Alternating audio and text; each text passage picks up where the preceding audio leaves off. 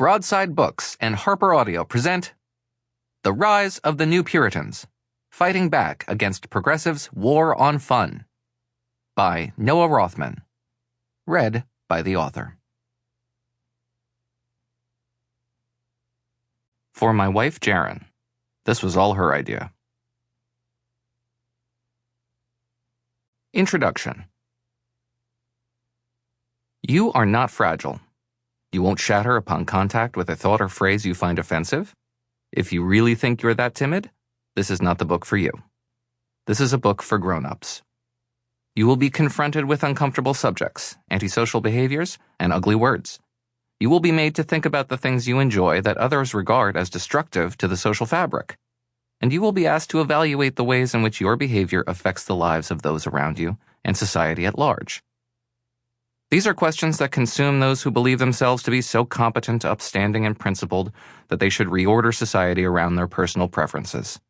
This is a book about those very people. The busybodies, the hecklers, the moralizers, the meddlers, and the zealots. It's a book about a particular human trait, one that waxes in certain periods in history and wanes in others, but that is always with us. That is our hostility toward the aberrant and our instinctive desire to impose consistency on our surroundings. That human trait is present in abundance today. Possessed of an unflappable faith in their own righteousness and an unhealthy level of social anxiety, a new class of activist is busily judging almost everything you do. You are not eating right, not healthfully enough, and not sufficiently conscious of the damage your habits are doing to your surroundings. You're not consuming the right media.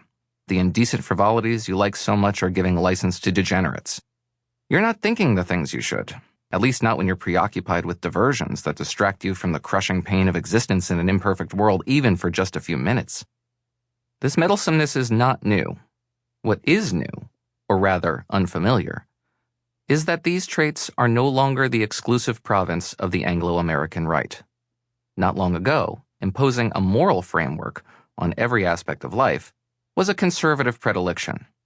It was the right that didn't like the music you listened to, the television you watched, or the tabloid trash you read.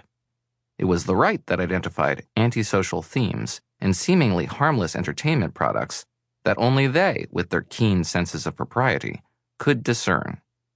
It was the right that saw the world through a moral prism, and it was the right that policed violations of its preferred ethical framework with vigor. When it was the right doing the moralizing, the left could be counted on to oppose them.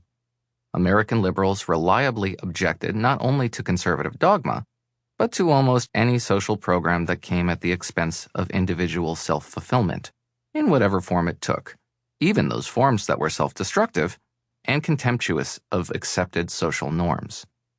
For most of us, this dynamic, left-leaning libertinism versus conservative prudishness, has pertained for all our adult lives. In this young century, though, that dynamic has begun to change. Indeed, it is evolving into a form that is far more historically familiar.